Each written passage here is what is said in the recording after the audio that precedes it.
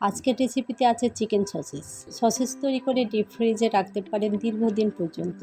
আমি প্রয়োজন মতো মুরগির মাংস নিয়ে নিয়েছি। এবার একে একে সব উপকরণগুলো দিয়ে দেব। 1 কাপ কর্নফ্লাওয়ার, 1 কাপ ময়দা, আদা রসুন বাটা 1 চামচ, কালো গোলমরিচের গুঁড়া 1 চামচ, সাদা গোলমরিচের গুঁড়াও দেওয়া যাবে। এবার দিয়ে দেব 1 চামচ চিলি ফ্লেক্স আর স্বাদ মতো লবণ, এবং আরও দেব একটি ডিম।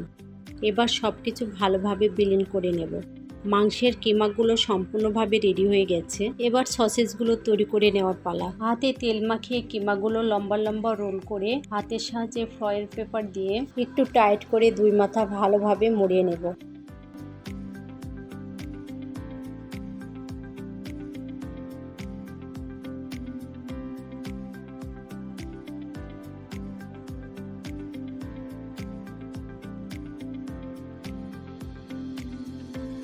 সম্পূর্ণ রোলগুলো ফয়েল পেপার দিয়ে মোড়ানো শেষ।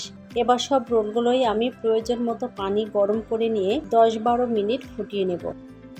এবার সবগুলো সসেস গরম পানি থেকে উঠিয়ে ঠান্ডা পানির মধ্যে রেখে দেব।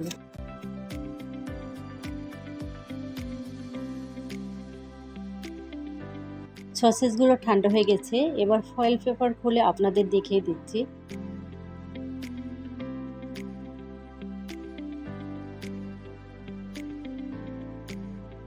দেখুন সসেসগুলো কি চমৎকার হয়েছে। আপনারা বলুন পাস্তা কিংবা পিৎজা সসেস ছাড়া কি চলে? এবার একটি সসেস কেটে তেলে ভেজে আপনাদের দেখিয়ে দিচ্ছি। বাইরে থেকে ফ্রোজেন ফুড কিনে বাচ্চাদের না দিয়ে একটু সময় বের করে ঘরে আপনারা আমার মতো তৈরি করে ফ্রিজে সংরক্ষণ করতে পারেন।